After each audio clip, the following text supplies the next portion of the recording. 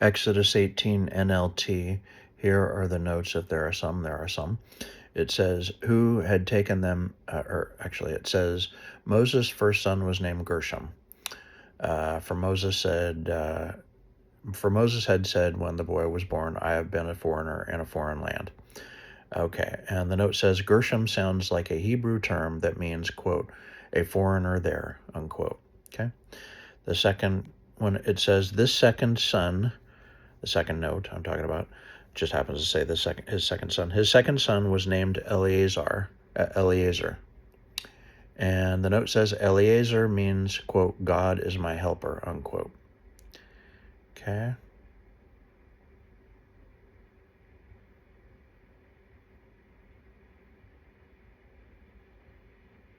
And it doesn't look like there's any other notes. Okay. Exodus 18 NLT is here. Moses' father-in-law, Jethro, the priest of Midian, heard about everything God had done for Moses and his people, the Israelites. He heard especially about how the Lord had rescued them from Egypt.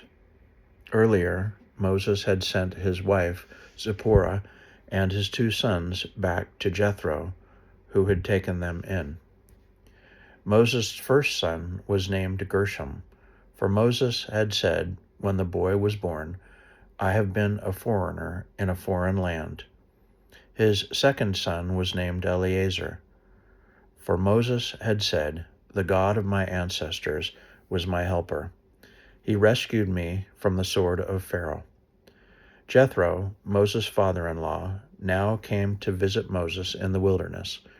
He brought Moses' wife and 2 sons with him, and they arrived while Moses and the people were camped near the mountain of God. Jethro had sent a message to Moses saying, I, Jethro, your father-in-law, am coming to see you with your wife and your 2 sons. So Moses went out to meet his father-in-law. He bowed low and kissed him. They asked about each other's welfare and then went into Moses' tent.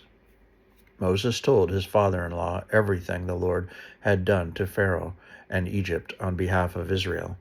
He also told about all the hardships they had experienced along the way and how the Lord had rescued his people from all their troubles.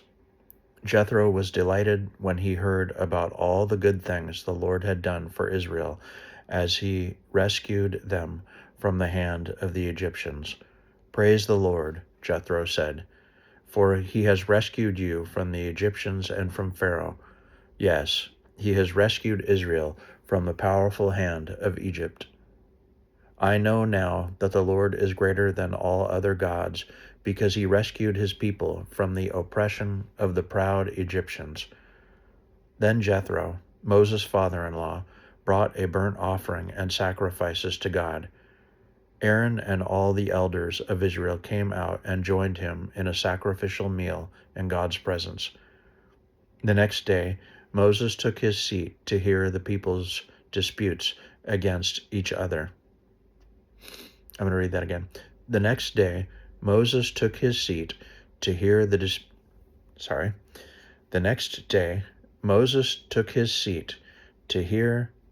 people's disputes against each other. They waited before him from morning till evening. When Moses' father-in-law saw all that Moses was doing for the people, he asked, What are you really accomplishing here? Why are you trying to do all this alone while everyone stands around you from morning till evening?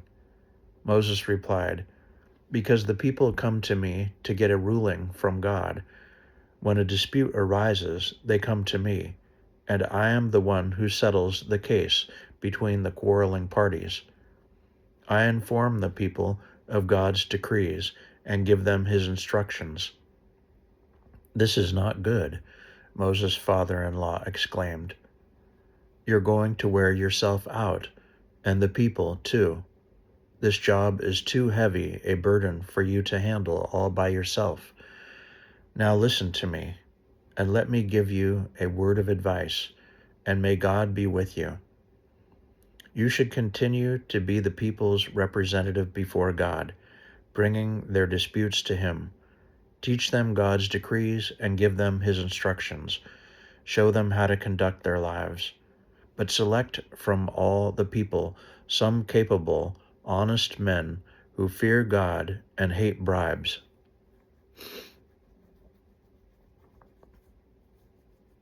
Appoint them as leaders over groups of 1,000, 150, and 10. They should always be available to solve the people's common disputes, but have them bring the major cases to you. Let the leaders decide the smaller matters themselves. They will help you carry the load, making the task easier for you. If you follow this advice, and if God commands you to do so, then you will be able to endure the pressures, and all these people will go home in peace. Moses listened to his father-in-law's advice and followed his suggestions. He chose capable men from all over Israel and appointed them as leaders over the people. He put them in charge of groups of 1,000, 150, and 10. These men were always available to solve the people's common disputes. They brought the major cases to Moses, but they took care of the smaller matters themselves. Soon after this, Moses said goodbye to his father-in-law, who returned to his own land.